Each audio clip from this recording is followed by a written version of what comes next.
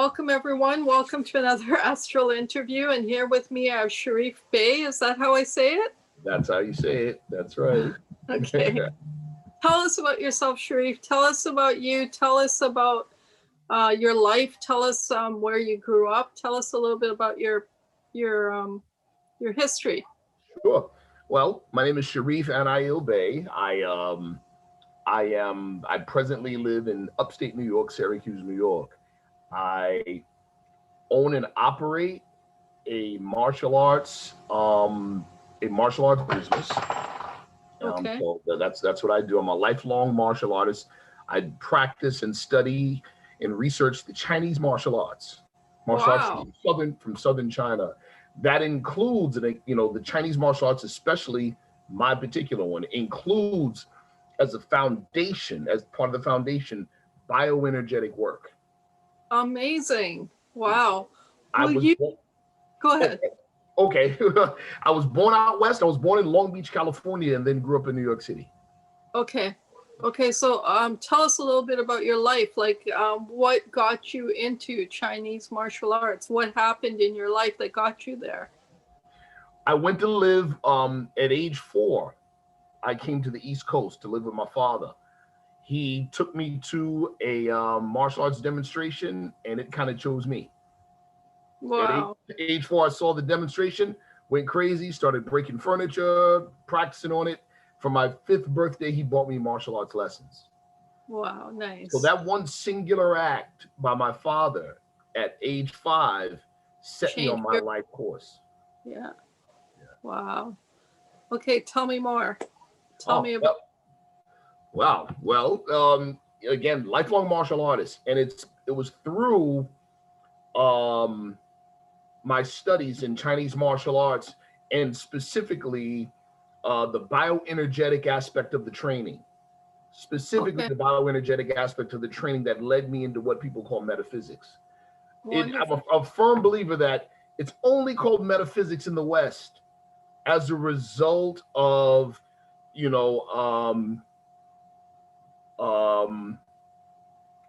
old world Western social norms that were forced upon society through things like the Spanish Inquisition.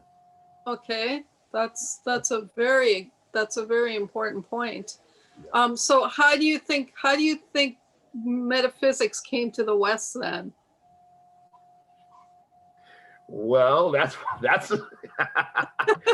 let's just say that as the old world was going into decline and the new world was emerging, members of the old world made sure that some of the old world ideas were passed to the new world, if any other way, but in secret. So let's define what old world and new world is then. A very prolific and knowledgeable researcher and writer by the name of James Reston Jr. wrote in a book, The Dogs of God. In his book, The Dogs of God. The Dogs of God, okay. The Dogs of God, and the crux of it, or the starting point for the book, is he's detailing events around the year 1492 in the fall of the old world rule in Granada, Spain. Right. So facilitated by Ferdinand and Isabella. And then 2 months later, Columbus sailing the ocean blue. So the whole discovery of the new world came as a result of old world civilization falling in Spain. In Spain. So let's compare now. Okay, so we have the Spanish Inquisition. Yes. We have the conquests that happened at that time. Absolutely. We have the Crusaders. Yes. And then we have the Islamic. Absolutely. Solomon. The Western occult tradition, the Western magical tradition, the Western magical revival, owes its very existence to a secret alliance between the Templars and the Muslims. And the Assassins. That's right. Okay. I was born Ismaili Muslim, which is where the Assassins, which is our history, right? So Wow. Okay, that's beautiful. My family and my family and my religious organization have direct ties to that history. Wow.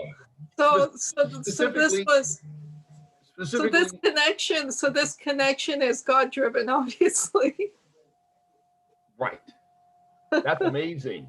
That's That's amazing. amazing. Yes, yes. So yes. then let's go into that, because I'm not so, I am passionate about Western metaphysics, but I'm even more passionate about Islamic and Eastern metaphysics.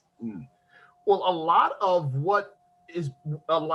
and this is not to take anything away from the No, of course Westernization of not. these things, Of course not. but a lot of them, and this is in tune with the historical fact of the Spanish Inquisition and the fall of old world norms, or old world worldview, and the rise of new world worldview, that a lot of the mysteries were what we call Christianized, right? Or what's called cleansed. What's called, right? So in truth, what we're looking at is like what people did, let's say in Latin America with Santeria, which is they took the old world Yoruba tradition from West Africa and infused it with the appearance of Roman Catholicism for the purpose of making sure they didn't get, to avoid persecution. So outwardly it looked as if they were practicing Roman Catholicism, but inwardly they were still practicing their ancient traditions. So this happened in reverse. I see. In this respect. So a lot of what we're practicing is the Western occult tradition is actually old Islamic, old world worldview. Wow. Masquerading for the purpose of avoiding persecution. So what was their motivation of doing this? Because they persecuted, they avoided it for millennia, and now what was their motivation for bringing it into their reality? Well, power is power. It's what ruled the world. It's what ruled and guided the Western world for nearly 800 years. If we count back from 711 AD, when Tariq ibn Zaid and his armies went into Spain from North Africa. If we count from that point, then that's what guided the entire Western world up until the end of the 15th century. Wow. And actually beyond. So and beyond. Yes. So let's now forget about your history just for 1 second and go further into history. Let's go further, like I'm talking 6,000 years into history. Yes. Talk to me about how we got here. As in Sumerian history, or as okay. Because we have to, because we've brought this subject up now. There has to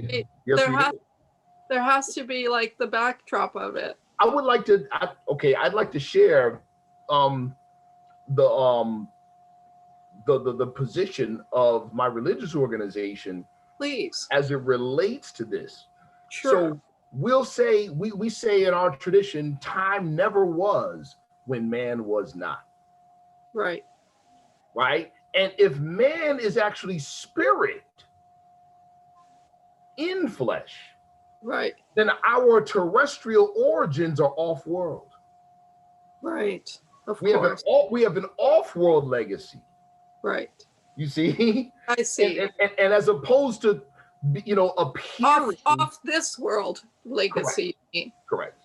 Right. And that off-world, could it be what we would call extraterrestrial? Sure, but definitely is ultra-terrestrial. So it's less of a matter of altitude, more of a matter of amplitude. Ah, okay. And this is also in line now with a number of the secret space program insiders and the like, who say that the majority of the travel of our off-world visitors is more of traveling from the spaces in between the spaces, so to speak. Okay. So we're talking about interdimensional travel. Interdimensional. parallel universes, Yes. etc. Okay. Absolutely. And so, and that being said, so our emergence in the physical, contrary to the Darwinist influenced thinking, was Right. not linear from a primitive state to an advanced state, but It was arrival in an advanced state and then went through cycles. cyclical, yeah. There you go. Cycles of a peak in technological advancement and then a fall from it, and then a peak and then a fall, then a peak and then a fall, which Yeah. much better explains the whole ancient alien, ideal of why are we seeing this high technology or evidence of high technology thousands and thousands and thousands of years prior. Right.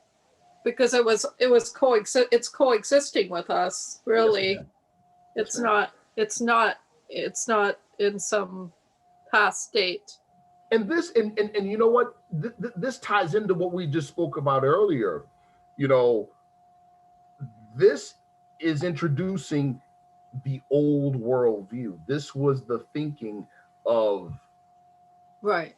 this was the normal thinking thousands of years ago. And except for the esoteric believers who actually, I think, understood it naturally or organically. It wasn't something that needed to be explained to them because it was already in their DNA, so to speak. Hence what I said before about us using the term metaphysical. It's like using the term ESP. To who? It's Right. extra to who? It's only extra to the people who are not familiar. And our view is, if it's possible, we can train it. If we can train it, we can turn the abnormal into the routine. Right. So at that point, it's no longer ESP. No. It's Right. it's just normal sensory perception. Right. Right, because it's innate in us. We've forgotten or right. And even this idea of metaphysics, I mean, I don't believe metaphysics can be taught to anyone unless if it's innately in them already anyways. In my martial arts in martial arts period, we came out of the womb fighting. Right. We're not teaching you how to fight. You already know how to do that. Right. We're only training you to be better at something you naturally do already. Right. Yes. So you're basically tweaking the principles of what it is. Yeah. There you go. Yes, ma'am. So if we have a technique called a tiger claw, okay, right, and we have methods of training it to make it strong, make it whatever, you grab people naturally anyway. Right. That's just a natural thing, to grab clothing or to grab an object. We're just now giving you better better means to do so, to do what you would naturally do. If I have, if my desire is to communicate with you, right? And so there's many ways I can facilitate a better way to do it. This is one. Another one is this. Right. Yeah. Right. Absolutely. Yeah. So in your martial arts, then, do you train extrasensory perception? I love the question, and it's kind of this is in tune with what you had just said a few minutes ago.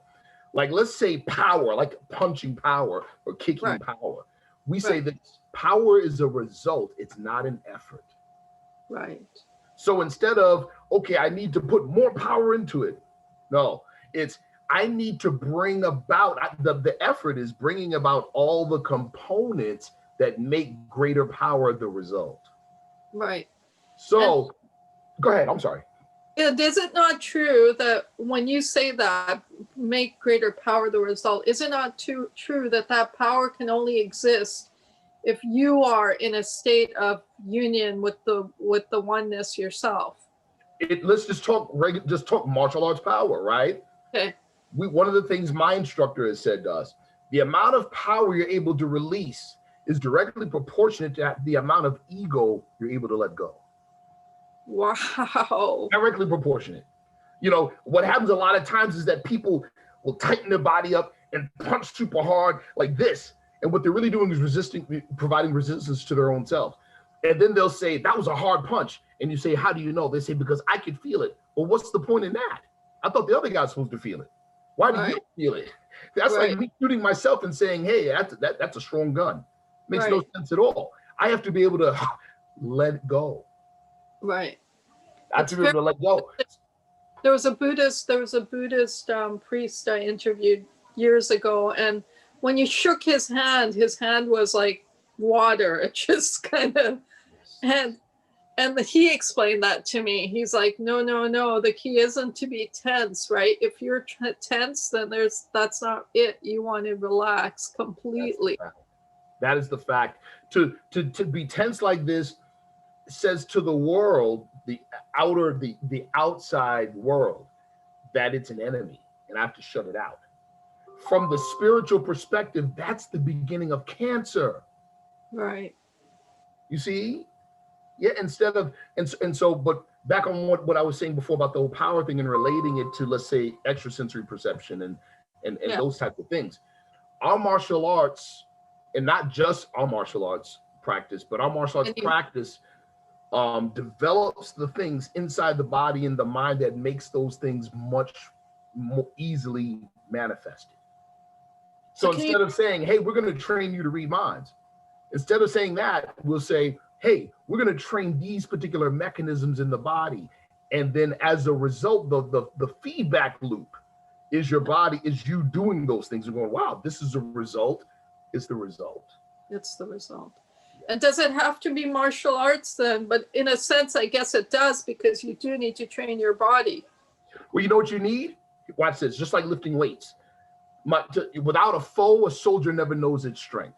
So you have to have that creative tension. So I lift the weights to break down old muscle tissue and then rebuild it stronger. So you need some kind of resistance.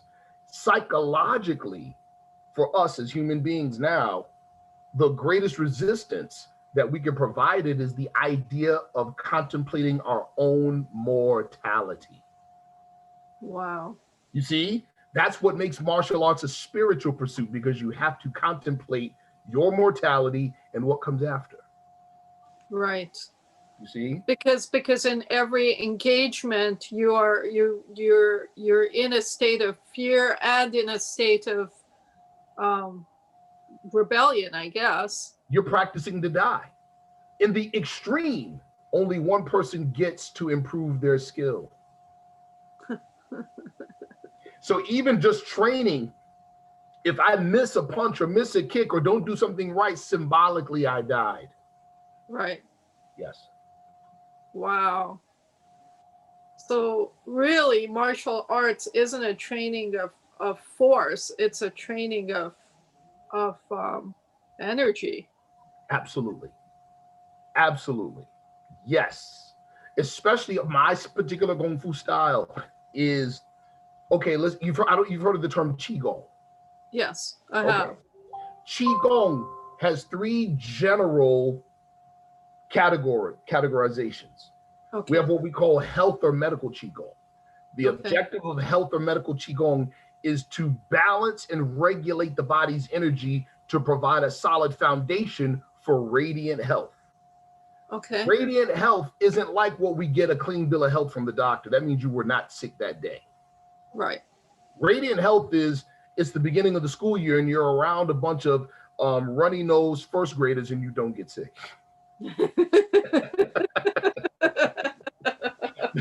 That's what we call radiant health. And then you have what we call martial or military Qigong. Okay. Martial Qigong is to amplify that energy so that it amplifies, you use that energy to amplify the body mechanism to beyond its normal human capacity for combat. Okay. Of course, it still has the health benefits, even more so. Of course, yeah. But there's also dangers because you're now kind of like jailbreaking the body, so to speak. Right. So why would there be dangers? Oh, well, it's just like athletic dangers. You know, I'm training, but improper training, I can injure myself. I see. Sprain an ankle. I can, you know. Right. You go. So we can do the same types of things energetically. So when you're energetically sound, your body is more what's the word? More agile? Oh, absolutely. Oh, Okay. absolutely. Absolutely. Absolutely. More agile, stronger, faster, more sensitive. All Right. of these things. Yes, yes, absolutely. You, I, to put in it, to oversimplify, you become more human, or you Right. begin to discover more of what being human actually is. So then also though, that's only true if you stay in the zone. As soon as you get out of the zone, you might sprain an ankle or whatever it is as a result Okay, of coming out of the zone, right? now why? Okay, I'm glad you brought that up. So the I idea, sprained my ankle a lot. yes. So the idea for us at least, the idea of the bioenergetic training is to also transform the body. So the one of the things that we do with the internal energy, the bioenergy, is we make it more dense. We solidify it more. So Wow. so it's like concretization of the ideal. We want the energy, especially with martial arts, we want the bioenergy to be physically felt, not just by Okay. me, but by the other person. So Okay. you're really building up strong power. Okay, so let's talk about this bioenergy now, because you've mentioned it many, many times, and you say it's an integral part of martial arts. Yes, So when you're in the act of your martial arts, yes, you have an awareness, first of all, of this bioenergy. yes. Let's first of all define bioenergy. Okay, let's define it. Sure. Yes, Bioenergy, right? See, well, wow, that's a vast. It's vast. of Really big. course. There's so many different functions in the just in the physical body alone Right, that that are energetic, right, right? From right. breathing to the parasympathetic, Nervous. there you go. All of these things. So let's take bioenergy in Chinese medicine, three levels, what we call the three treasures, three different sources of bioenergy. Okay, One is the most dense, one is more rarefied. So let's okay, start with the more with the most dense. The okay, most dense we call essence. It's what you were born with, what came to you from your parents, your ancestral energy, your okay. battery. Some Right. people came with a lot, some people came with a little. It's like Yeah, some people born sickly, some people born very robust. You see, you yeah, can't get more of it from the general perspective, but you can improve its quality. right, Now, then you have what we call energy or chi, right? right, Chi, in this case, after you're born, what we call postnatal, is the energy you get from food and from breathing. It's right. combustive energy. That energy, you see, okay, that energy is produced in the area around the solar plexus, stomach, spleen, liver, gallbladder, right? Essence is seated in the sexual organs and in the kidneys, your battery that came through your ancestry, right? Okay, Okay, at the higher level is what we call san or shen, spirit. right. That's centered here. This is the energy you get from thought. I'll Okay, give a simple example. okay. You're doing, let's pick the insanity workout. Okay. What is the It's this beach body program. You can get it on, you put it on your television. You do this 45-minute workout, and it's right? very intense. Okay. So people are doing it, and then they hit the endurance wall and just boom. Oh my God, I'm so Yeah. tired. And so you're doing that workout, and all of a sudden you get that physical fatigue where you feel like I can't go any further, but you're motivated up here, or the guy on the TV is motivating you. And somehow you crank out 3 more repetitions when your body was spent. Right. What you did then was You broke the barrier. access this, the energy from here with the right amount of focus so that it would physically energize your body. Right. And so That's how you were able to get out 3 more repetitions when your body was totally spent. so you broke your mind body barrier then at that time as well. Yes. And if you're expending your energy from here versus your solar, I guess it was your solar plexus before, and then you're in the center of your head in this case. Is that right? Mm-hmm. Mm-hmm. Because where does the energy come from when you're physically moving in the first place. What we're used to for in terms of physical activity, we're used to Yeah. what we call glycogen, or in other words, the carbohydrate or the sugars, that we get a lot of times from carbohydrates. That's what's fueling the body. And then when, let's say you burnt all of that up, your body will switch from glycogen, hopefully, if you keep going, to what we call ATP, adenyl triphosphate. That's when you're in the fat burning stage. Your body is now burning its reserves. Right. It's fat reserves, or energy reserves, which is the fat, right? Right. Okay. So from the physical perspective, that's what's happening, right? But you have the fatigue, when you get hit with the fatigue, like, oh my goodness, I don't think I can do any more physically. We've done it often, but it takes a certain amount of mental power, right, to be able to power the physical with this. Even when it's spent with all the other stuff. And so what we want to learn is engage this when we're fresh. Right. That's it. Instead of to where we're spent and now we have no other choice. Right.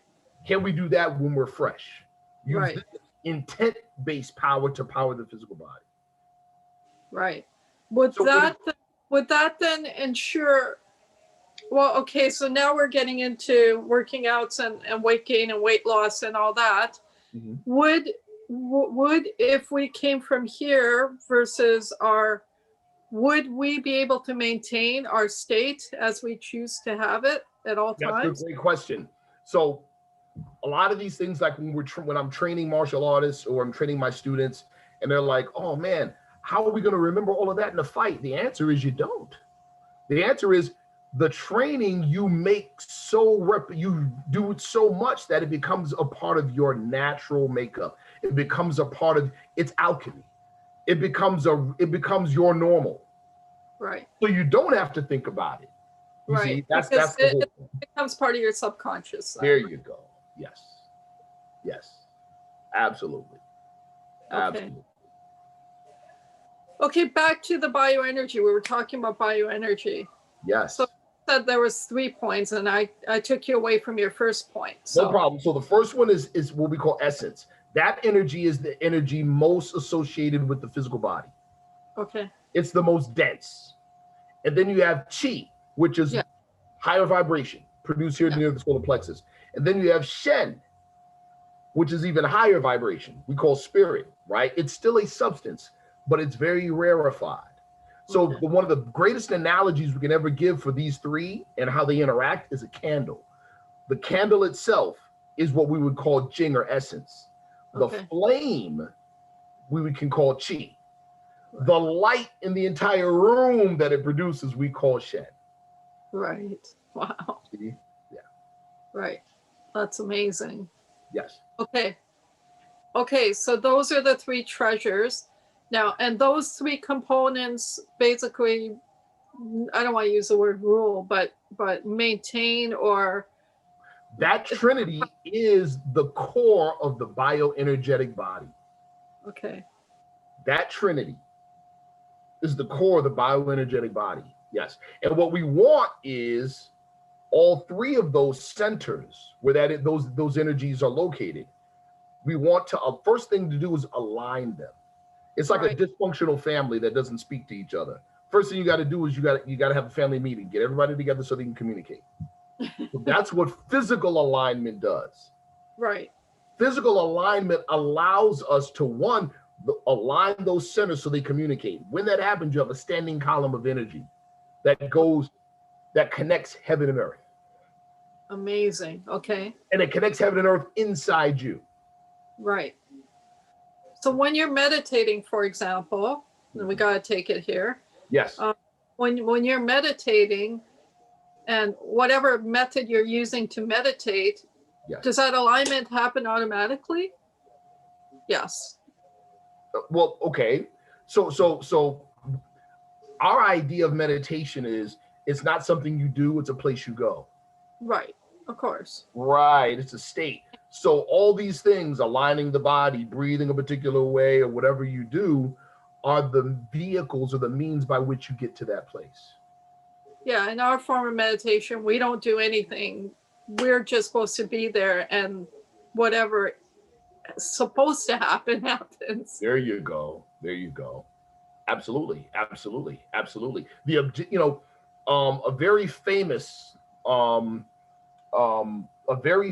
occultist during the turn of the century. He was an Austrian occultist by the name of Rudolf Steiner. Yeah, I'm very familiar.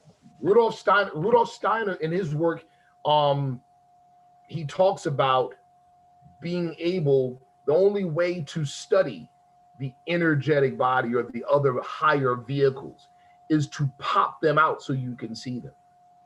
Right. And so he doesn't, in his public work or his lectures, he doesn't go into any detail as to how that's done. What you just described is one of the major means by doing that. Non-being allows you to observe it. Right. There you go. Right. Yep. Right. In my religious tradition, we say it this way. We say, let's forget the flesh and go with mind into the land of fleshless things. Right. Yeah. Yeah, it very correlates with the teachings in our Islam as well. How it's so amazing that you're wow. Wow. Yes. We have a lot of similarities. yes. A lot of similarities, yes. I've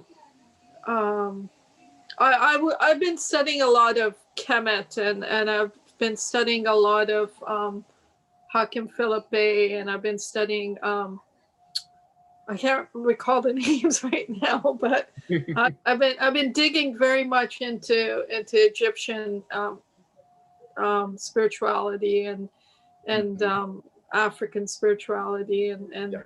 because I've been finding answers there, and I've been drawn there too. And I was born in Africa, so nice.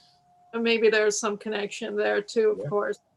And but yeah, something is drawing me there, and it seems to be taking me deeper into spirit. And so the people that I'm drawing into my life, they automatically seem to be leading me into the teachings of Kemet. Very nice. Very nice. Very nice. There's in our history, there's a book called Stolen Legacy by a man named George G.M. James. And again, what he's doing, he's drawing historical links to show a spiritual continuity or a spiritual transmission. Right. And so what he talks about, he's actually talking about, my actual ancestry, which is beautiful.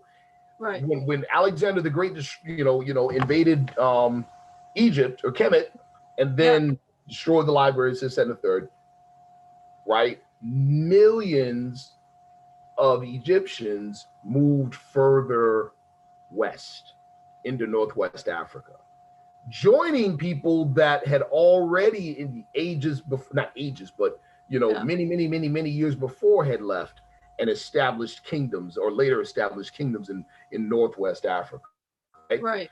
And so, which brings us right back to Africans going into Spain in the 8th century, and literally bringing Europe out of the Dark Ages with old Egyptian technology and old Egyptian culture. Right. Right. Yeah. So in a sense, whenever the West falls, the East comes along to bring its rise. In order, to your point, I think what we're looking at right now, with the social upheaval. Yeah. Again, James Reston Jr.'s book, The Dogs of God, talks about something really interesting. Nearly all the things that we're talking about now in society, in the news and everything, these very issues were being spoken of in 1477 up to the 1490s in Spain. Right. So we're looking at the end of a cycle. We're looking at a forced return to the old ways of thinking.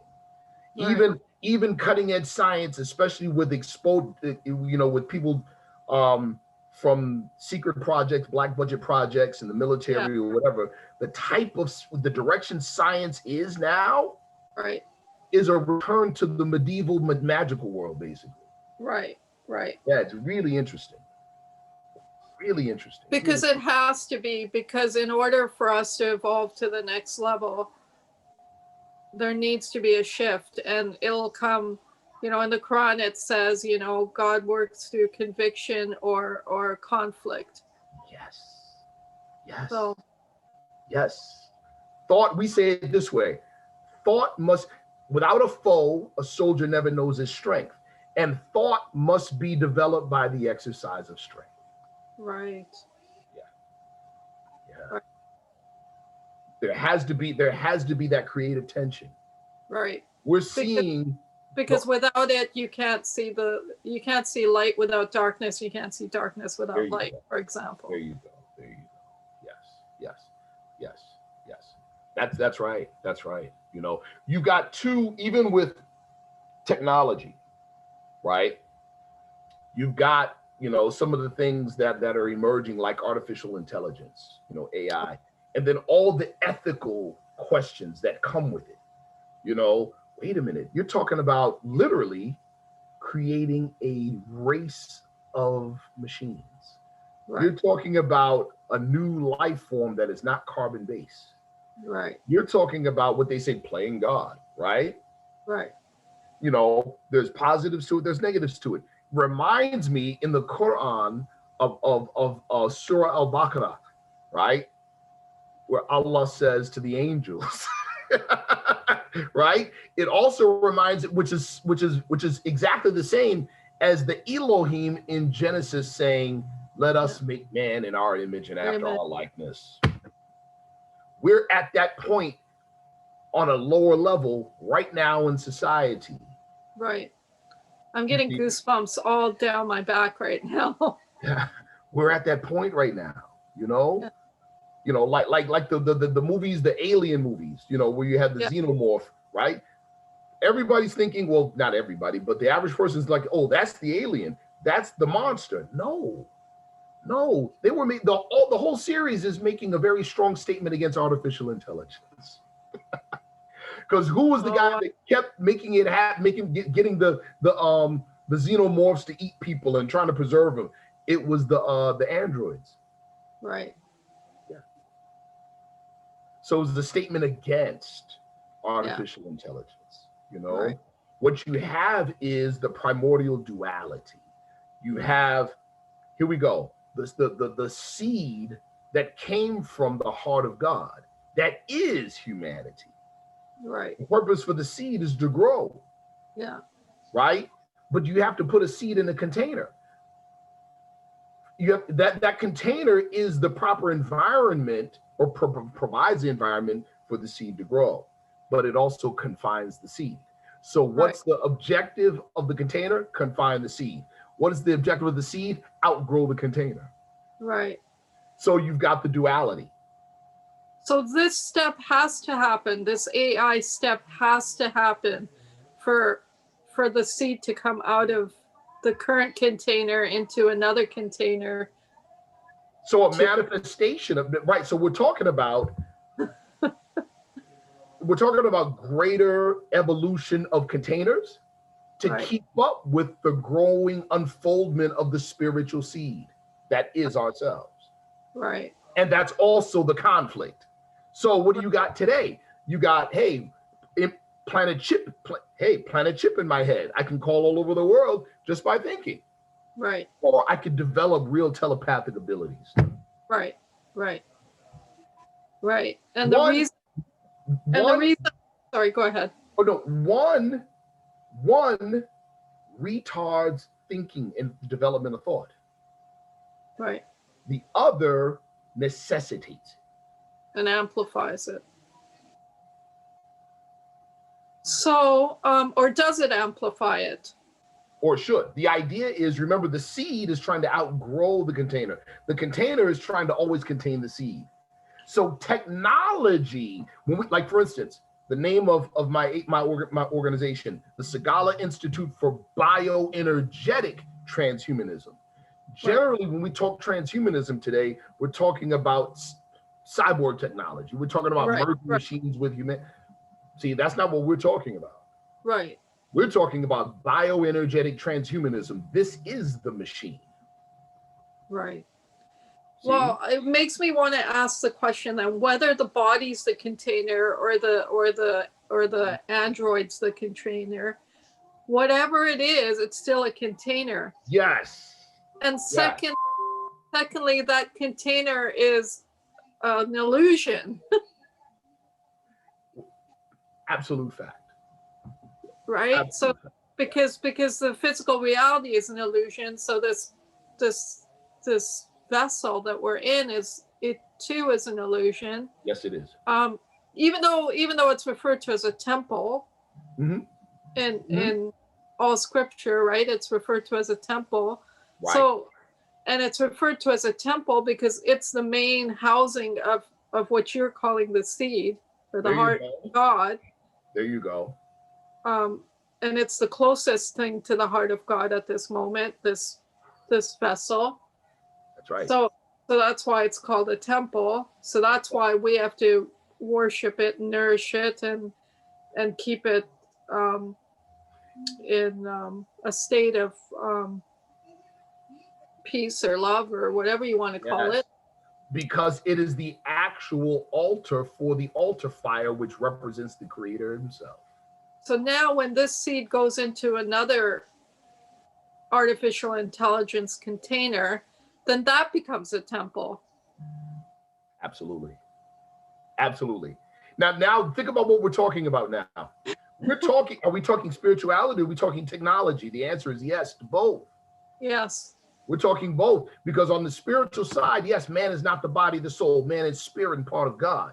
True. How do we apply that technologically? Well, if we can scientifically transfer consciousness from one physical shell to another, this is already being talked about now in technology. That means we're talking about the possibility of terrestrial immortality right now. Right. And is that even possible then? According to many scientists that have worked with secret black budget projects, it's not just possible, it's routine. It's routine. Wow. If you talk to people like Randy Kramer, if you know Randy Kramer, there's a number of people I can name. Randy Vietenheimer, Emery Smith. These these are all part. You know, these gentlemen have been, are, or have worked with black budget projects. You know, over the past few decades. Right. And would you say then, like, it doesn't matter whether you take the red pill or the blue pill? Then, in other words, either you're gonna get there either way. You're gonna run into it either way. Right. Yeah. So in other words, if we take it down to the building blocks, which is right now the vaccine. So whether you take the vaccine or not take the vaccine, you're going to get there. So it doesn't really matter. Modification is modification. We're all in the soup together. We really are. We're all in the soup together, you know. So then the question arises, do you resist or do you submit? This is deep, because at that point, only I can answer that for me, and only you can answer that for you. You know? Right. Yeah. Only I can do that. Sorry about that. So right. Only I can do that. Only I can pick red pill or blue pill for me. Right. Either way it goes, we all get to the destination eventually. Some sooner than others. Right. Some sooner than others, but we all get there eventually. Okay, let's go back to energy, because that's our subject, metaphysics, right? Let's go back to energy. You talked about the three treasures. Let's talk about, like, let's compare now this three treasure system to the Hindu system of the chakras and colors and okay, so the Chinese system of the meridians, and that's deep. So, for instance, like the chakra system, that's the Hindu, that's very popular Hindu system or Hindu model. Right. Let's look at it that way. Look at it as a model, right? Right. There's some ancient, and I'm sure you're aware of these, some ancient Islamic and pre-Islamic bioenergetic models. Right. Right. Even in China, the most common, again, this is because going into the Cultural Revolution, 1966 in communist China, a lot of things were standardized.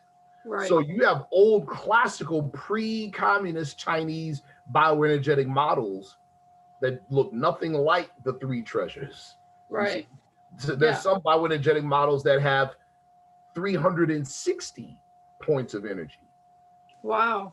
Some that have 72 points of energy. Some that have 36. Of course. There's so many. Right. There's so many. My instructor taught us that at the higher levels, regardless of model or methodology, the whole body is the energy point. Right. And it has to be so, because when you think about the Hindu system, like, it's not 7 chakras, it could be millions of chakras that you're working with. Correct. That's a deep point. I'm glad you said this, because you have many of us that are what we call ivory tower occultists, ivory tower esotericists. We've read about things, and we read about one particular popular model, and we take that model to be everything. Yeah. We have so many different societies, cultures, time periods. Yes. Right. We have so much history. Absolutely. And every people has had to discover their inner self. That's a fact. So every people has discovered it in their own way. Just like you said, it's up to you whether you take the red pill or the blue pill, or up to me whether I take the red pill or the blue pill. Whatever was in their environment at the time, whatever was in their reality at their time, contributed to them getting to know more of themselves. There you go. And they use whatever that was at that time. So then we have all these various models. And as well, depending on how developed that society was in themselves. Yes, absolutely. Not as an individual, but as a society. As a society. The model changes. Correct. That's very powerful thought right there. For instance, in China, at a particular point in time in Chinese history, it was presumed that nearly 80% of the Chinese population were practicing some form of bioenergetic practice. Right. That's powerful. So you want to talk about elevation as a society was that's pretty huge. That's pretty huge.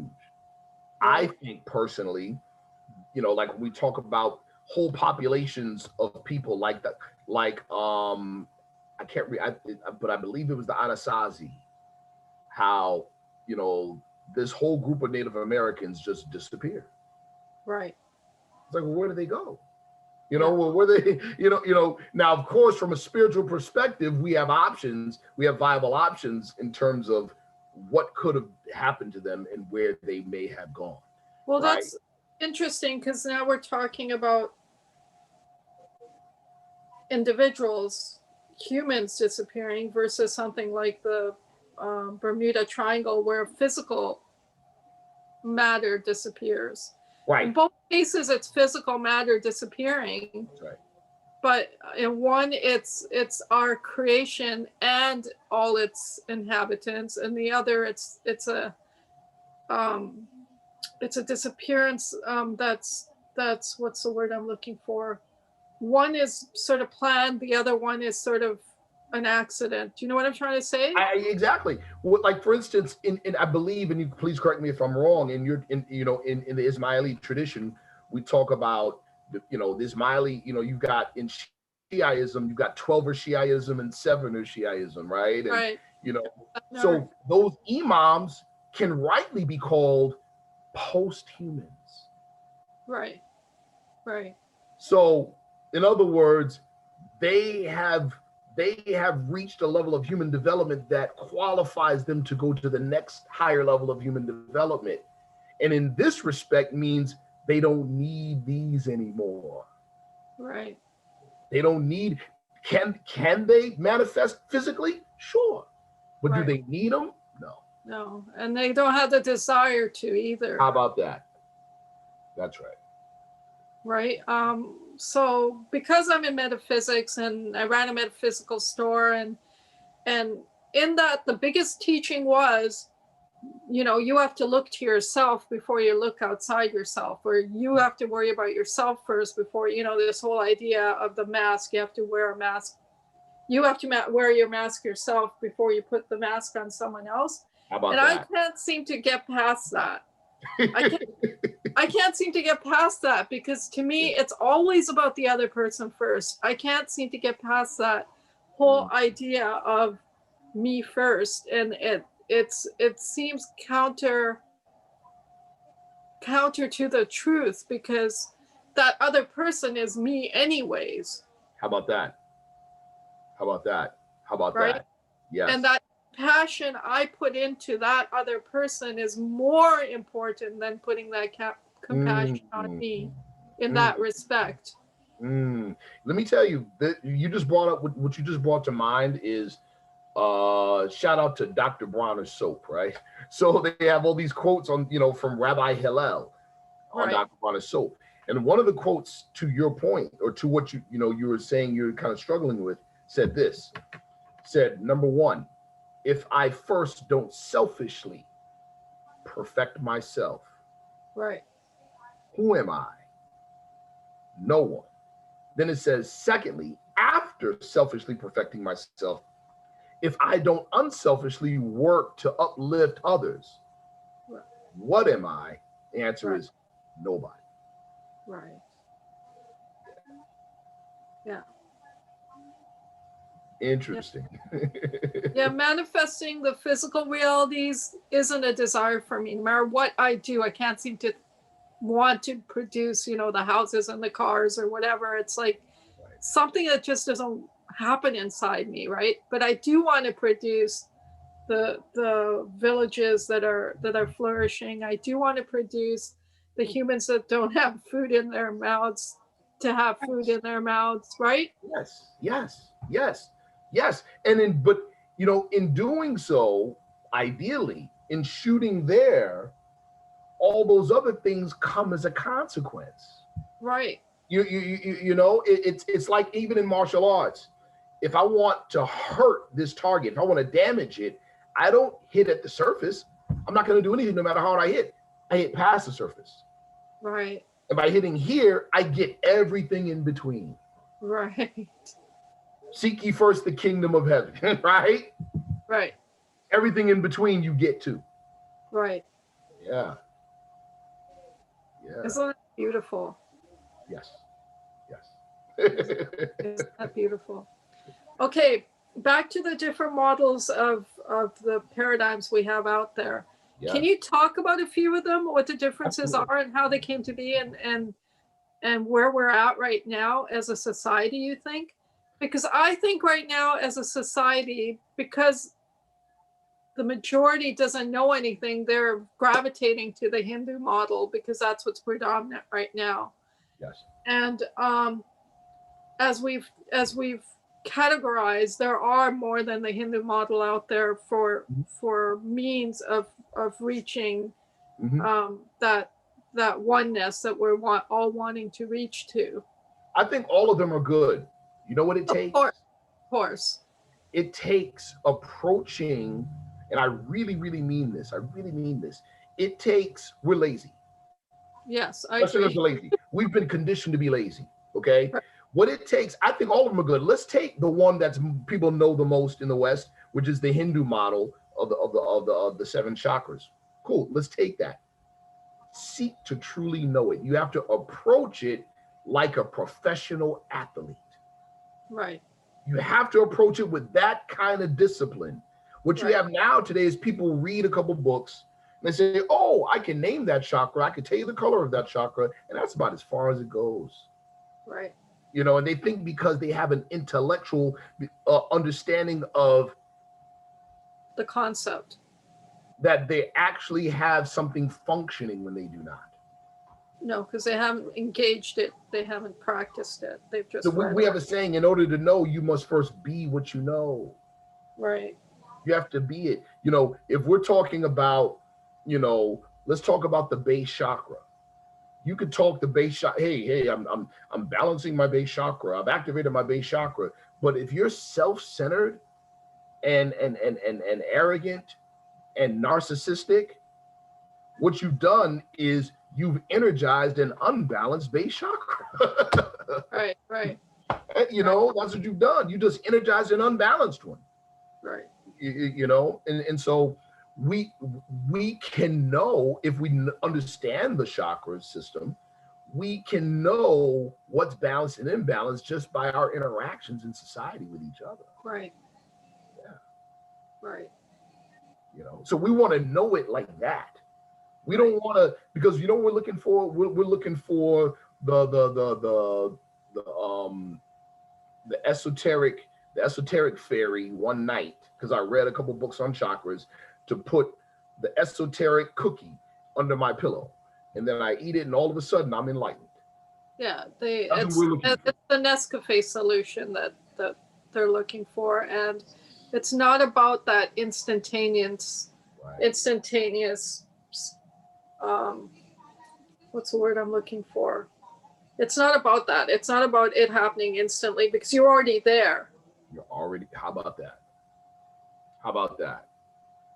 How about that? It's funny. I was talking to a colleague of mine, and we were talking about astral travel. Right.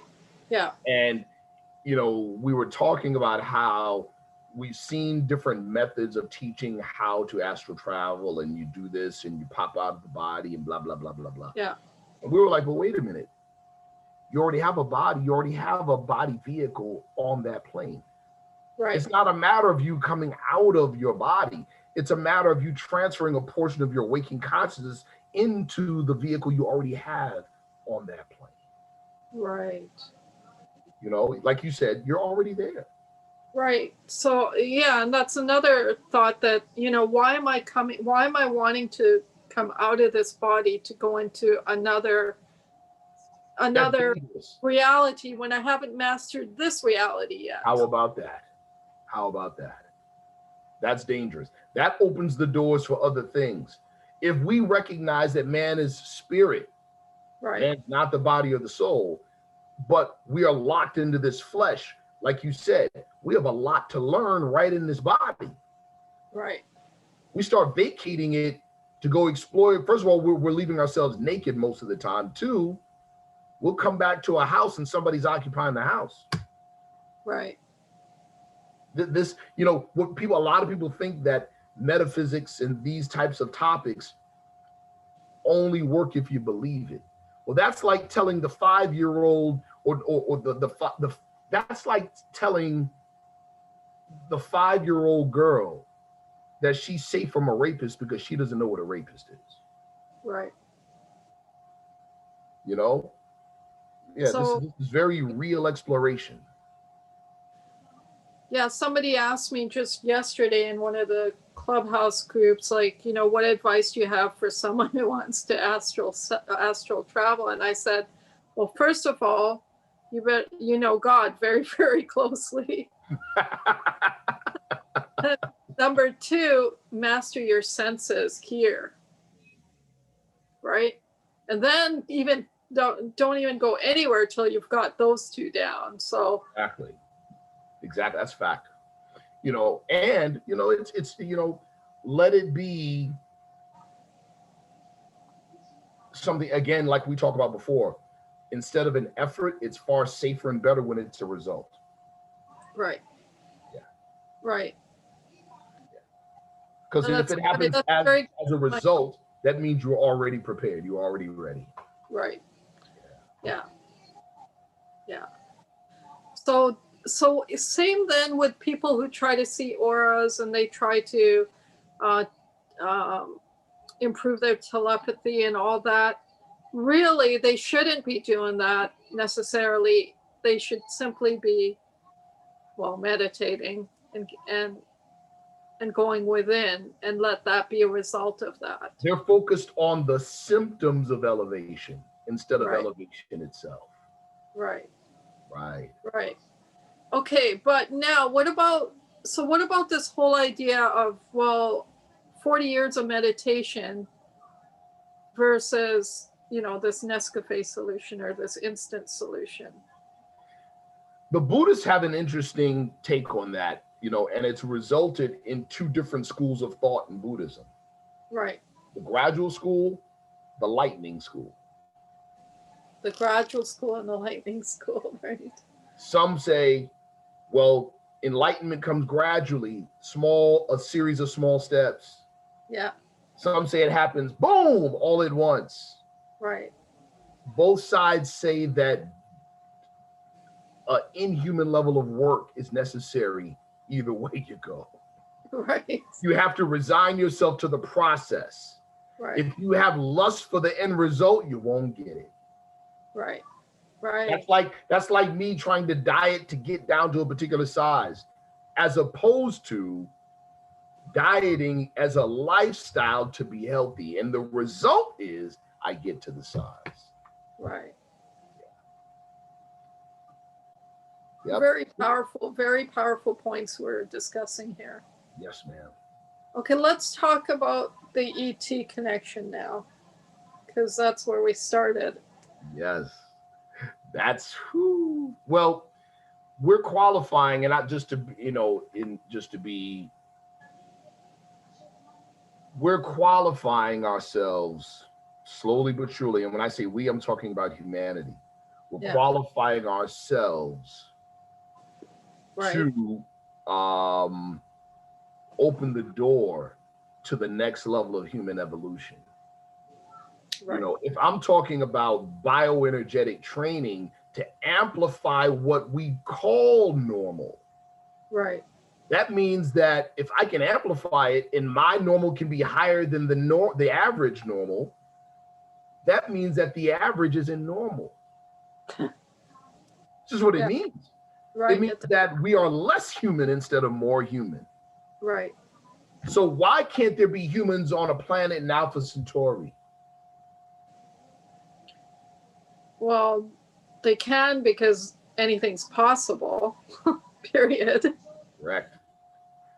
And what would we call them, aliens or humans, just because they're on another planet? Well, these are all labels, right, that we've created that don't need to exist. Because honestly, my understanding of this whole alien thing is, and I don't know if it's innate or somehow I concocted it, is it's just us. It's us that have gone forward in time. How about that? And are coming back to warn us or guide us or whatever, or be friends with us or whatever, because now they've figured out, quote unquote, how to reach back to where they were. Remember earlier in our conversation, we talked about a shifting of worldviews back to the old worldview. Right. How the worldview that, Darwinism, we evolved from this to this to this, and then to apes to humans, and we were in caves and blah, blah, blah, blah, blah. How that's new. Right. And the old worldview is, nope, we measure time in cycle ages. Right. This has happened before, and over and over and over. We have had periods of high technological advancement. Right. We've been here before. That being said, why another statement in that worldview is this: the spark of life within life doesn't change. Right. Its shell, its manifest, its container evolves into perfection of its kind. So follow me, right? Right. You got dinosaurs during the Cretaceous period, during the millions of years ago. Right. You mean to tell me? So, and a meteor comes along and crashes into the Caribbean and poof out more dinosaurs. Right. Right. So, could there be? And this is rhetorical. I'm being rhetorical. Could there be a connection in terms of development and evolution? Millions of years of dinosaurs, right down to, let's say, the velociraptors, who scientists now admit, velociraptors in that time could communicate with each other. Right. Okay. What would they look like millions of years later if they continued to evolve? probably the reptilians that people are talking about today that they see. Yeah. Right. You Right. know? Yeah, I hear you. How about the Hopi Indians, you know, during a cataclysm years and hundreds of years ago, having to go into caves and being helped by what they called the ant friends. You know how what they called them in their language? The word ant was Anu, and the word friend was Naki. Aki, yeah. Right? So am I saying that they're related etymologically with the Sumerian term? Maybe, maybe not. I will say this. They called them ant friends. And in an area not too far from that, years ago, there was an accidental bumping into an underground base near the Archuleta Mesa, which with insectoid aliens, which resulted in a firefight and some other issues happening. You know, this is all well known. Right. So, and those, what is said about those aliens by insiders is that they're not aliens. They are homegrown here. Right. Yeah.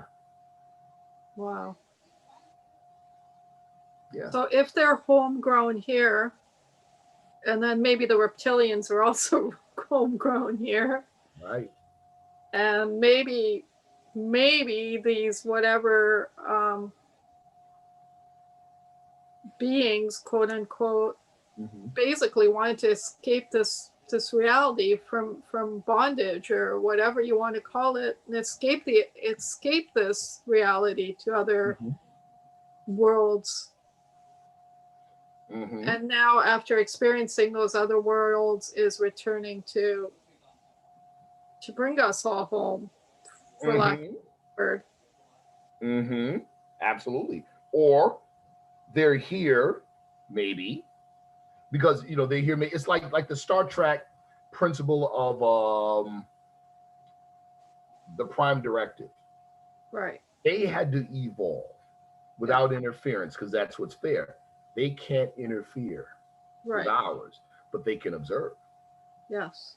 And being, if they're, let's say, being them homegrown, while they can't interfere and they have to allow us to evolve, they still also have a stake in the fate of Earth. So there may be times when they are forced to intervene because of our shenanigans. Right, of course. I was watching a movie where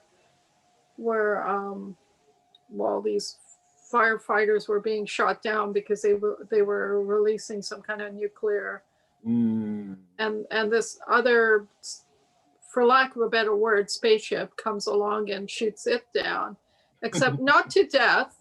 Their weapon is destroyed, their vehicle is destroyed, and they land, their physical bodies land on the Earth.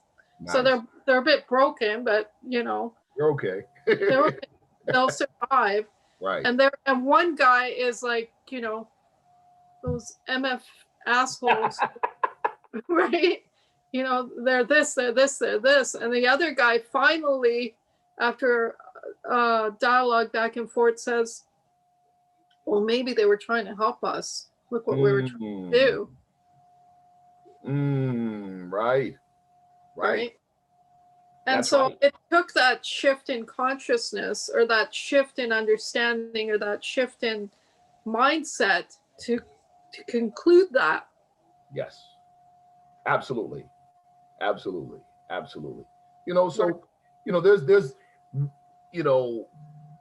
there's a lot of moving parts to, you know, contributing to our circumstances, giving rise to new circumstances, you know, and we are slowly qualifying ourselves to play a larger part in those circumstances, you know. Yeah, slowly, but it's happening. Some will move ahead. So have you been involved in the space? Okay. Because when you speak, it seems like there's nuances or hints of that. Well, at least you're knowledgeable about it. Yeah. One of the things that I've come to realize Well, the simple answer, the simple answer, the oversimplified answer is no. Okay. But that's an oversimplified answer, and I'm going to tell you why. Right? I'll tell you why. There has long been a direct connection on many levels between secret and occult orders and black budget scientific projects, right, and the intelligence community. right. There's a long-standing connection. One of the most famous is Jack Parsons. Jack Okay. Parsons, you familiar with Jack Parsons? Yeah. Jack Parsons, you know, member of the OTO, Ordo Templi Orientis, Yeah. right? And a scientist for Jet Propulsion Laboratory, working Right. on exotic propulsion systems. Right. There you go. You know, of course, there's the other more well-known connections. For instance, with the Nazi Party, which grew out of the political arm of an esoteric order called the Thule Society. Right. Right? We all know this. And how Dr. Werner von Braun, who pretty much, the NASA and the American space program was pretty much the neo-Nazi space program. Right. Okay, it's true. And that being said, Werner von Braun has gone on public record more than once to say we got help from those guys. Right. But that help, the connection between so-called aliens and those scientists was facilitated by people in occult orderism. This is well documented. Right. So my point being, in a number of these orders, real occult orders, right? There's research and development, as you put it before, it happens in here on the self. And then our results, we make reports of them. Right. You understand? And then, like I said, there's interface between the intelligence community, scientific community on black budget projects, occult orderism.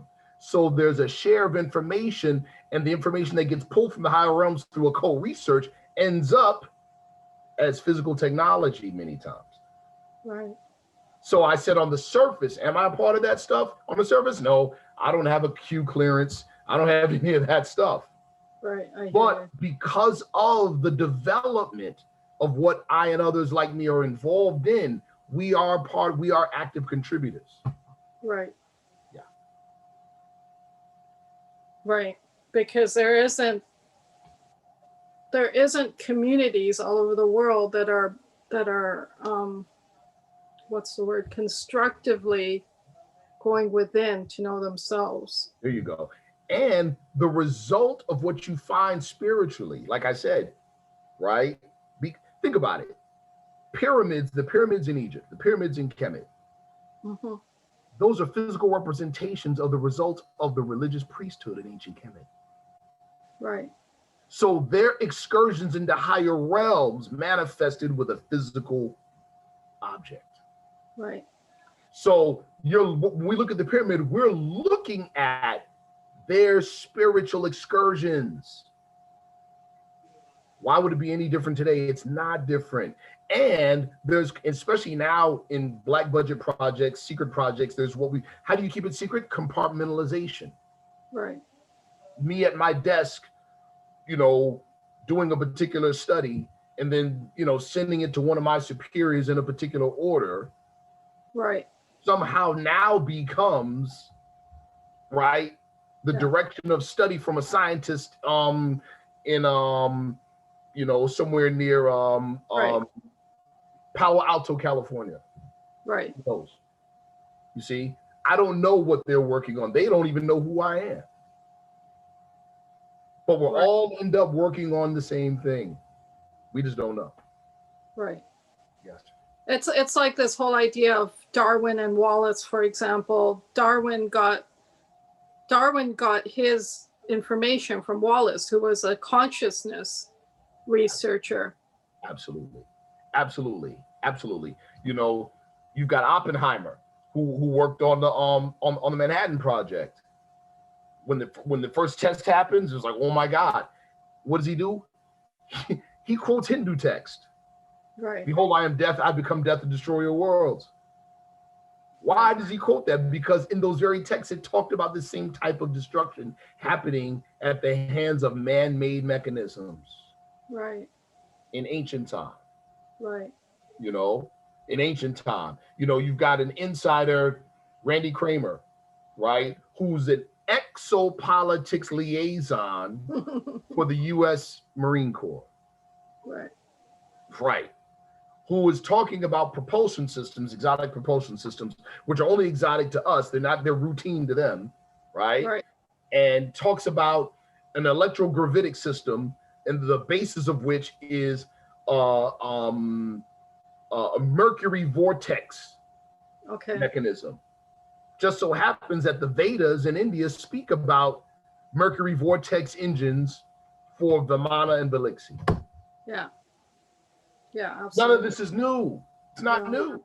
It's not new. We're catching up. Yeah. Yeah. Yeah. Well, yeah, because even like, you know, little things like that are mentioned in the Quran scientifically. Yes. We're discovering now. Yes. Yes. There's a I recently wrote an article talking about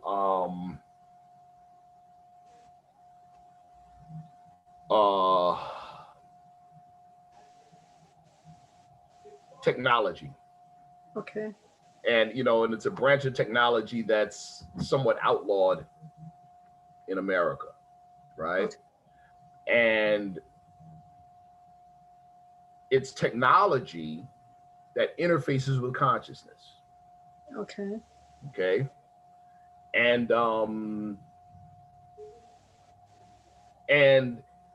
there was a 15th century mechanism, Persian Islamic, Right. that was put, and I posted a picture of it. It actually exists. Well, it actually is in the British Museum. Okay. It's in the British Museum, and Right. so and it measured telluric energies in the earth. Right. Right. And you know, and so but it was 15th century. Right. 15th century Islamic machine with Arabic inscriptions on it, with the dials and everything. Right. It looked like something out of an H.G. Wells novel. It did. Right. And so Persian Islamic, so was that Fatimid or was it? Yes. It was. Okay. Yes. Yes.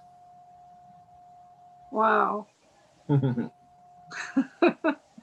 Yeah.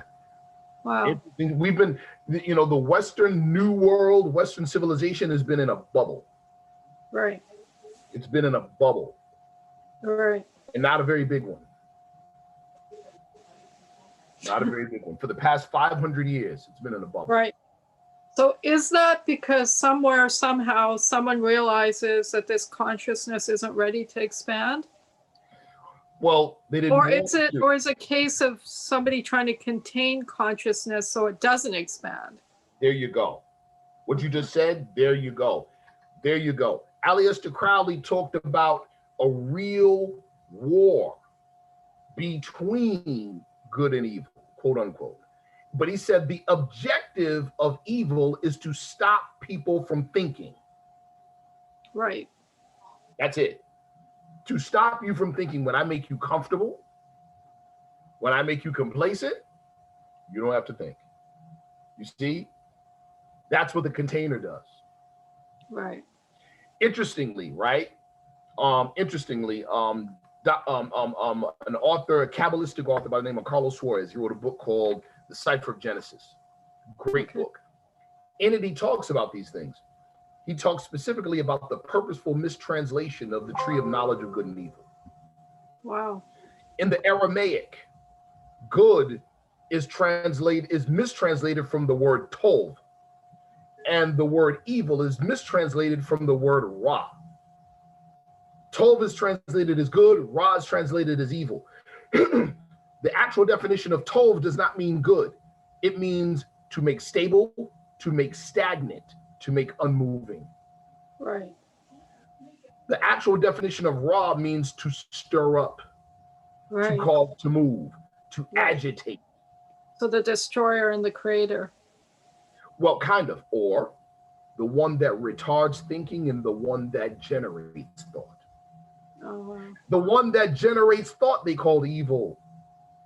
wow. The one that causes you to not think, they said that's good. Wow. That's completely makes it feel completely opposite. How And then about that? when you say Tov and Ra, it brings me to Torah, which may very well be Tov Ra. Interesting.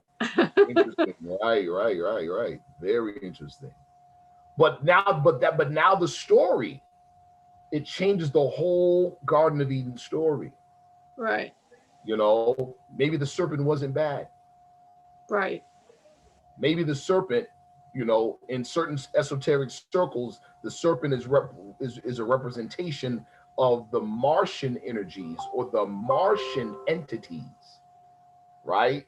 Samael building the ego, the indwelling ego, into the hemoglobin of human blood. Right. And then man becoming self-aware. Right. There we go. So the question is the fact that man becomes self-aware godly or demonic now? Both. Both. Knowing higher self and lower self. Right. Both. Both. Both. Because really, that only exists in duality, anyways. How about that? Because that's correct. Oneness. Because in oneness, it Satan and God don't exist. So in the religious perspective, right, a simple but often overlooked truth: the devil is not God's adversary. The devil is man's adversary. Yeah. Yeah. Absolutely. Yeah. Because well, I'm thinking the Quranic perspective of how God asks all the angels to bow down to Adam, and not so Iblis. Iblis was the one that didn't bow down to Adam, and then God says, "You're banished." Yes. So just because he's banished doesn't mean that he's God's adversary. It simply means that he's man's adversary. And then there you go. And then later in the Quran, they make a deal. They shoot dice, basically, on man. They make a deal. But he asks Allah for a time, a respite, a bubble of time. Yes. Yeah. And God grants it to him. Says, "Do your thing. Let's see what happens." Yeah. Let's see. Yeah. Yeah. Absolutely. This is incredible. I had a lovely discourse with you, and thank you so much. Oh, thank you. Thank you. I want to go a little bit further, if I may. I don't know what your time's like. Sure. I want to talk about. Well, I want to know how, like Egypt. Let's just talk about Egypt, right? So we have ancient Egypt, we have pre-Fatimid Egypt, we have post-Fatimid Egypt, and we have the archaeological discoveries of Egypt. So let's just talk about Egypt for a second and tell me your knowledge of the progression of Egypt. I could stand to learn much more about ancient Egypt. What I can say, what I can say is, what, like post 18th dynasty, for instance. Okay. Post 18th dynasty, a lot of, post 18th dynasty, you had a shift, so to speak. Right. In other words, a point where they were kind of put to sleep too. Right. Where there was a break in the continuity of knowledge from the ancient times, and they spoke of it as if time's gone by. Right. When you're talking 18th dynasty, pre-18th dynasty, you're talking about some pretty amazing stuff. You're talking about a time period when the ideal of humanity being off world was commonplace. Right. You know, you're talking about a time period like, you know, the Western world calls the book of the coming forth by day. They call it the book of the dead. You know, Right. yeah, it's a total, you know, you're trying to apply new world Western thought to something that it doesn't fit at all. Right. You know, to say that Osar or Osiris was an alien, right? Is to apply, follow me, is to apply our myopic new world conceits on something way so grand it's not even funny. If you had to put it to you like this, watch this. Okay. We've got Elon Musk Yeah. pretty much looking like he's going to win the race to Mars. Right. And I'm talking about putting a colony of humans on Mars permanently. Right. Do you know what their children are going to look like? Mm. They're going to be living on a planet with less gravitation than Earth. They're going to be living on a planet where the angles and the magnitudes of stellar energy are going to be different from Earth. Earth. Yeah. They will be aliens from our myopic perspective. Yes. Yes. A generation later, they will be aliens. But are they aliens or are they human? No, they're human. Yes. The form doesn't matter. Thank you. And so that 18th dynasty going back Right. was the norm for the ancient Egyptians of that time period. Right. That was the norm for the ancient Sumerians. Right. And everything that came with that. Right. If consciousness can be voluntarily and purposely transferred from one vessel to another, then the implications are all there. Terrestrial immortality was a fact. Right. You see? Which means what? Body banks were a fact. Right. You get up today and say, "Oh, I'm tired. I got wrinkles," and you go to your closet and pull out a new body instead of a new set of clothes. Right. You see? All of the is, you know. We can talk about it forever. But here's the thing. We've been taught in the West what to think, not how to think. Right. So we can shift thinking to the perspective of our ancients. Right. And we're looking at the world a different way, and all these things now become possible. Right. Now it becomes. And when you talk about body banks, you're talking about physical body banks. Yes. But then as a being, I have access to my spiritual body bank. How about that? Yes. Yes. So now we're back on the topic of, do we support the container or do we support the seed? Right? The point is, that's the primordial duality. The seed goes in the container, outgrows the container. We need a bigger container. And you have the primordial duality. Right? To quote, but again, bigger or smaller is an illusion. There you go. Yeah. So, but to quote the Oracle in the Matrix series, right?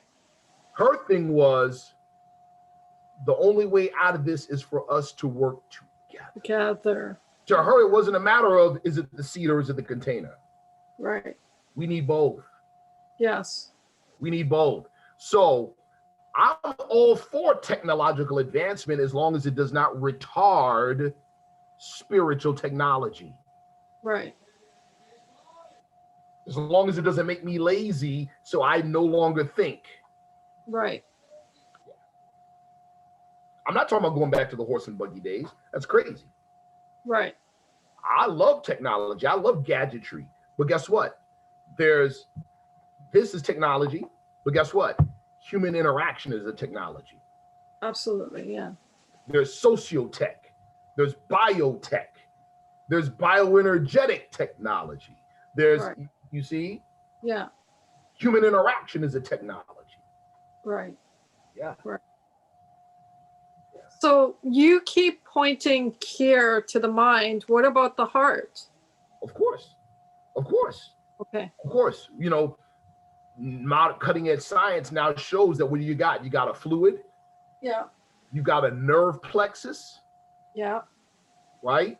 So Right. you got bioelectricity, or you got a nerve plexus. So you got the bioelectricity. You got a fluid medium. What do you Right. got? You have a mind. You have a mind. Yeah. Just like the 7 chakras, same thing. You got a nerve plexus. You got an organ, the endocrine, you know, the particular gland of the endocrine system. You have a secretion. You got a fluid. Those 3 things together. What do you got? You got a form of consciousness. So those 7 chakras are like 7 lesser brains in the body of man. Right. And in their measure have the ability to think. Right. Yes. So yes. But are we not devolving by focusing on these chakras versus evolving? Because to me it feels like when somebody says, you know, focus on your solar plexus or focus on your root chakra, well, why am I doing that? So now that's deep. See, because now we're talking methodology. Right? Because this stuff has always been secret. Right. It still is secret. Still a secret. Yeah. Yes. And we call these like open secrets, meaning if you don't work the methodology, you won't get the result. That's why it's secret. Because the only way to do it, the only way to know it is to do it. Right. It's an open secret because maybe you're given the methodology, but if you don't work it, it's still a secret to you, right? Yeah. So that being said, let's take Manly P. Hall. He hinted at something very powerful in one of his pieces of literature. Okay. He said it's a dangerous methodology to try to climb from the bottom to the top as it relates to the chakras. Right. He hinted at a methodology that lights up here and goes top down like a Christmas tree. Right. He hinted at another methodology approaching it from the top down. Right. Instead of the bottom up. Yeah.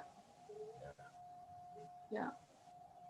Yeah. So I agree with you, because what ends up happening is interesting. You a lot of people not really fully understanding themselves and not really fully understanding that whole chakra system thing. They throw by focusing on one particular one or whatever. Remember, it's a system. Right. It's a system, so one affects the other, which affects the other, which affects the other, which affects the other. If I do too much focus on one, I may throw off the balance of others. Right. You know? Yes. Yeah. Yes. Exactly. Yeah. Which is the danger I see in that. Yes. Yes. You have to have sound methodology.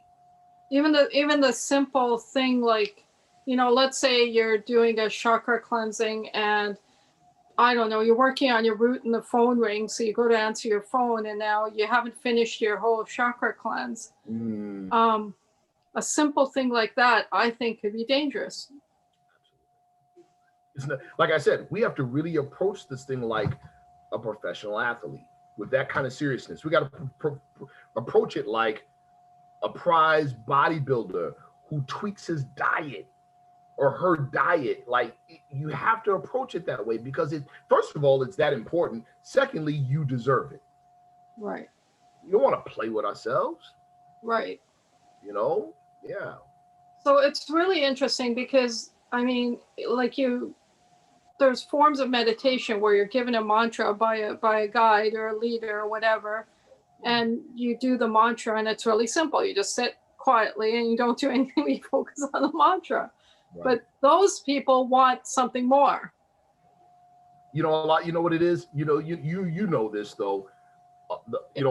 Profundity is found in simplicity. Right, of course. But what do we want? You know, we want all the bells and whistles. Right. You know, we want all the extra attachments. You know, we want all the extra stuff. Right. You know, and that's a problem. We have spiritual ADHD. So when we say are we referring to our ego self then? I'm referring to the generality of humanity. Right. You know, yeah. But those of us that are on the actual path, I'll still say we, because we have to make that part of us submit. Right. Yeah. You know, yeah, we have to make that part of us submit. It's like this one, I forget his name. He was a Sufi mystic. Okay. I forget his name, but he was getting ready to pray, and as he was getting ready to make salah, he saw in the corner of the door, sitting in the corner of the door, was a black cat, and with his spiritual sense that's a jinn. Right. But he watched it. The cat did nothing. Cat just sat there. So he said, all right. He does his prayers. Right. But now he's curious. So he gets done. He goes over to the cat. He goes, I see what you are. I know what you are. Right? But my question is, you all try to distract the righteous so they don't get the blessing from their prayer. You didn't bother me. Why? Right. And the cat said, oh, we all know who you are. We know that if we distracted you, you would have made up with it with 10 times more prayers. So we denied you the extra benefit. Oh. Right. So it's the craftiness of our own lower selves that we have to be ever vigilant again. Vigilant. Wow. Yeah. Yep. So there's the generality of humanity that goes that way because we've been conditioned to. We've been conditioned to not think. We've been conditioned to be lazy, right? But what are we looking at when we see that in the world, in society, on our televisions? We're looking at a projection of what exists inside of us already. Absolutely. You know, the hellish world we live in right now is a shadow of our own lower selves. Absolutely. Absolutely. And it makes me wonder how we got here. Yeah. How we got to this point, right? How we got to this point, yeah. How did we go in the opposite direction so badly? Yeah. Instead of, you know, from the religious perspective, regardless of religious or faith tradition, yeah, we all need to ask ourselves the question: why did God deem it necessary for us to suffer like this? What did we do so bad? Right. Well, we desire to be God, I think. Ooh. Ooh. Yeah. Yeah. So God's like, okay, come on, let's see what you can do. Let's see what you can do. Let's see. Right. Let's see. That's that Allah Iblis story we just talked about, right? Yes. Because right in the Quran it also says like God asked everyone. Well, no, he basically said about this free will, and then he asked all of creation who wants free will. Yes. And all of creation says no, except for man. Except for man. That's right. We talk. That's very deep. You know, that's a very deep topic to have free will. Free will, the ability to choose, is powerful. But guess what? It's a result of not being able to know what happens in the next 3 seconds. Right. Because if I know what's going to happen tomorrow, there's no need to choose. I already know. Yeah. No need to make a choice. Right. We'd be beyond choice. Right. It was This is amazing. This is amazing. It was awesome. Thank you so much. Absolutely. Absolutely. Well, maybe we should do this again one of these days. I think we should do this again. Okay. I think we should do this again. Thank you. It was a great pleasure. Oh, pleasure is all mine. Pleasure is all mine. Beautiful. It's so refreshing, you know, to meet you. Especially again, same you. Thank you. Thank you so much, Sonny. Thank you. Thank you. Bye-bye now. Bye-bye. Take care.